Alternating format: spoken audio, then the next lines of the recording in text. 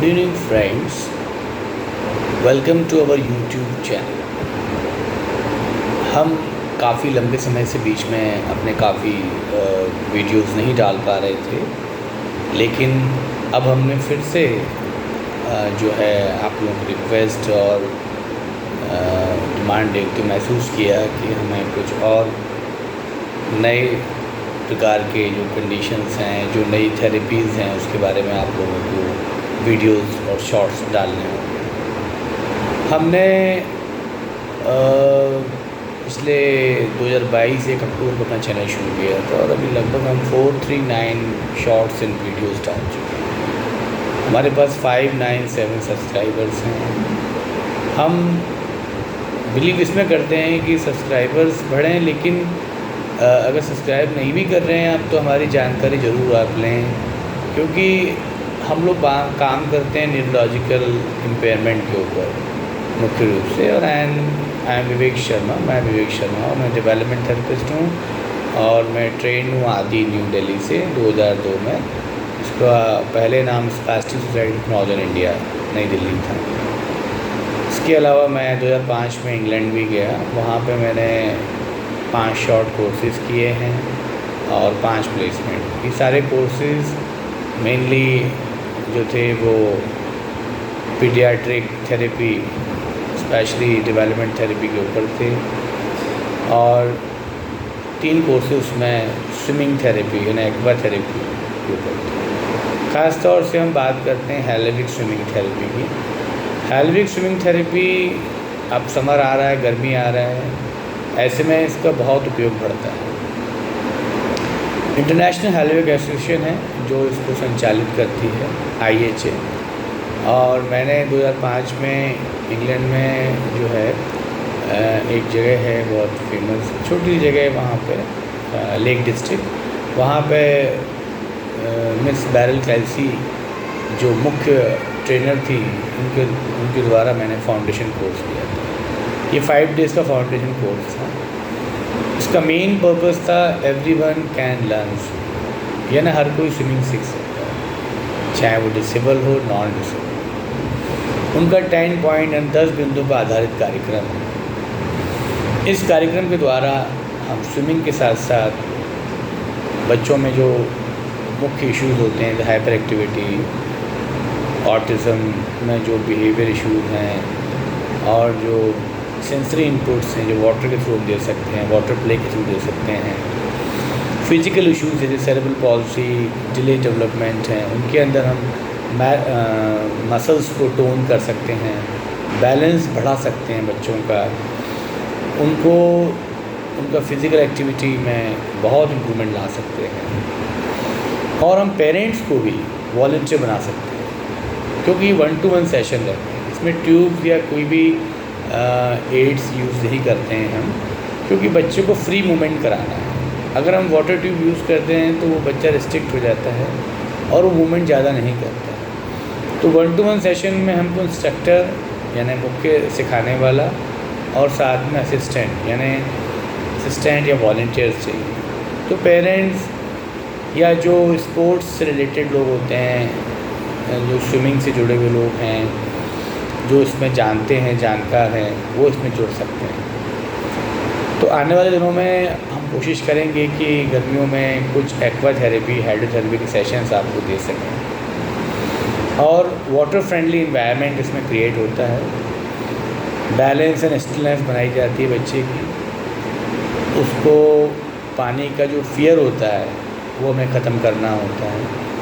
और हम ख़ास तौर से देखें जिन बच्चों को दौरे या फिट्स आते हैं, उनके लिए हम देखें क्या वहाँ सुविधा है स्विमिंग पूल के पास में कोई। अगर सुविधा नहीं है और वो ट्रिगर पॉइंट है, यानी वो पानी की वजह से अगर बच्चों को कन्वर्जन्स या फिट्स आते हैं, तो ऐसे बच्चों को न लें जब तक कि वहाँ पे कोई मेडिकल फैसिलिटी नहीं हो। तभी ऐसे बच्चों को हम स्विमिंग में शामिल करें, स्विमिंग थेरेपी। इसके अलावा हमारा जो यूट्यूब चैनल है, हम सोचते हैं कि हम कुछ डॉक्टर्स के इंटरव्यूज़ भी आपको दिखाना चाहते हैं, जो पीडियाट्रिशियंस हैं। कुछ कंडीशंस हैं जैसे spina bifida, torticollis, club feet, ये कुछ ऑर्थोपेडिक कंडीशंस भी हैं और कुछ जैसे autism, ADHD, ADD, cerebral palsy और अदर न्यूरोलॉजिकल इम्पेयरमेंट्स के ऊपर हम चाहते हैं कुछ एक्सपर्ट्स आपको राय दें। हम चाहते हैं कि आप इस बारे में हमें बताएं कि आप किन कंडीशंस के बारे में लेकर ज़्यादा जानना चाहते हैं, उसके बारे में हम आपको डिटेल्स जानकारी देंगे। साथ में हमने जो इंग्लैंड की बात की, इंग्लैंड में हमने मेनली प्लेसमेंट्स भी लिए NHS नेशनल हेल्थ सर्विसेज के अंतर्गत, और उसमें मेन न्यूनेटल मैनेजमेंट था। अगर बच्चा प्री टर्म पैदा हुआ है, 7 महीने का हुआ है, तो माँ के पेट में वो एकदम फ्लेक्स है, यानी ऐसे एकदम मुड़ा हुआ है, और वो जल्दी पैदा हो गया तो वो पूरा फ्लासिड हो गया, फैल गया।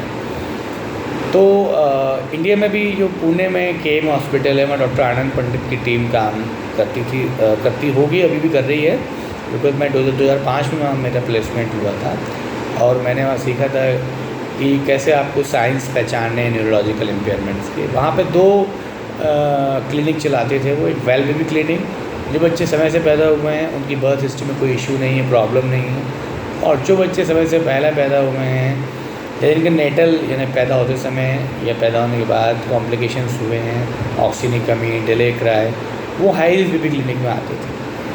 तो ये सेटअप इंडिया में ऑलरेडी था, बट इंग्लैंड में जब हमने देखा जाके तो वहाँ पे इसके ऊपर काफ़ी लार्जली काम हो रहा था। वहाँ पे निकू के अंदर यानी नियोनेटल इंटेंसिव केयर यूनिट के अंदर ही बच्चों को थेरेपेटिक मैनेजमेंट शुरू हो जाता था। यानी बच्चा का फ्लासिड है, फैला हुआ है, तो उसको टॉवल से यू शेप, इंग्लिश का यू जो होता है उसमें रखते थे ताकि वो फ्लेक्स रहे माँ की तरह। और जो इंक्यूबेटर होते थे वो वार्म रहते हैं, वो इंडिया में भी हैं।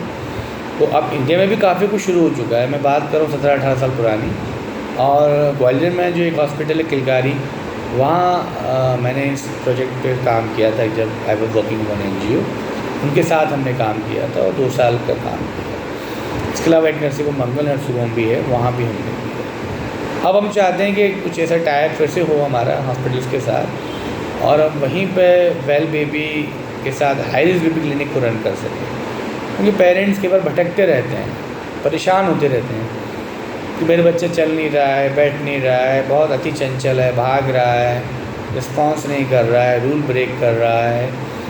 तो समय से उनको डायग्नोसिस मिल जाए and they will get on the right time, they will start intervention, सही समय पे वो थेरेपी ले सकें, समय ना निकले। यानी 0 to 6 ईयर्स सबसे महत्वपूर्ण वर्ष होते हैं, क्रिटिकल ईयर्स कहते हैं। उसी को अर्ली इंटरवेंशन का नाम है कि वो अर्ली इंटरवेंशन अगर हो जाए, है ना, शीघ्र हस्तक्षेप बच्चे को मिल जाए, उतनी जल्दी फ़ायदा होता है किसी भी कंडीशन में, चाहे कोई बीमारी हो किसी एडल्ट को। जितनी जल्दी हम पता लगा लेंगे उतनी जल्दी हमें आराम मिलेगा। ऐसे ही इन कंडीशंस में भी बहुत समय तक पेरेंट भटकते रहते हैं। कई doctors they are very aware, वो बहुत जल्दी immediately they send to the therapy centre. जो भी थेरेपी चाहिए, स्पीच थेरेपी चाहिए, ऑक्यूपेशनल थेरेपी चाहिए, डेवलपमेंट थेरेपी चाहिए, उनको पीडियाट्रिक फिजियो चाहिए, काउंसलिंग चाहिए, स्पेशल एजुकेशन चाहिए, they are part in the rehabilitation. उनको कोई ऑर्थोटिक एड्स चाहिए, तो प्रोफेशनल्स होते हैं वो सर्विस प्रोवाइड कर देते हैं। और ज़्यादातर प्रोफेशनल RCI यानी रिहेबिलिटेशन काउंसिल ऑफ इंडिया के अंतर्गत आते हैं। मैं स्वयं RCI से रजिस्टर्ड हूँ as a development therapist cum special educator, और ये बहुत ज़रूरी है क्योंकि RCI एक मॉनिटरिंग एजेंसी है, वो देखती है जैसे कि डॉक्टर्स के लिए MCI होती है, ऐसे RCI रिहेब प्रोफेशनल्स के लिए रहती है। इसमें speech therapist, special educator, development therapist, P&O prosthetic and orthotic issues बनाते हैं, multi rehab worker, mobility instructor etcetera. या RCI की वेबसाइट www.rci.in पे जाकर आप देख सकते हैं। कोर्सेज़ भी हैं बहुत सारे, अगर कुछ प्रोफेशनल्स करना चाहते हैं या professionals after 12 they can do courses, graduation courses हैं, डिप्लोमा कोर्सेज़ हैं, और they can make career in the field of disability. They will get a government job and jobs in NGO, and वो खुद अपना का सेंटर भी खोल सकते हैं। ये बात है भारत के संदर्भ में कर रहा हूँ, अगर कुछ बाहर के लोग भी देख रहे हैं तो वो ठीक है, उनके देश में ही वो सुविधाएँ होंगी। जैसे Bangladesh, Pakistan, Indonesia, Thailand, Poland, US, कई जगह के लोग हमारे व्यूअर्स हैं, देखते हैं। तो ये हमने बात की, बहुत दिन से हमने बातचीत नहीं की थी अपने व्यूअर्स से, अपने सब्सक्राइबर्स से।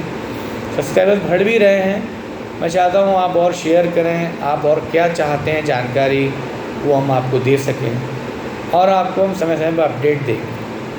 तो मैं आशा करता हूँ आप लोगों को मेरी ये बातचीत ठीक लगी होगी और आपको कुछ फ़ायदा भी होगा। और अगर आपको और कुछ इन्फॉर्मेशन चाहिए मुझसे तो आप मुझको लिख सकते हैं, मुझे वीडियो कॉल कर सकते हैं। मेरे मोबाइल नंबर मेरे यूट्यूब चैनल पे दर्ज है 9893453008। इस पर हमको आप वीडियो कॉल कर सकते हैं, बात कर सकते हैं, हम आपको बिल्कुल जानकारी दें। धन्यवाद मित्रों, धन्यवाद साथियों। Thank you very much for your cooperation and listening to us.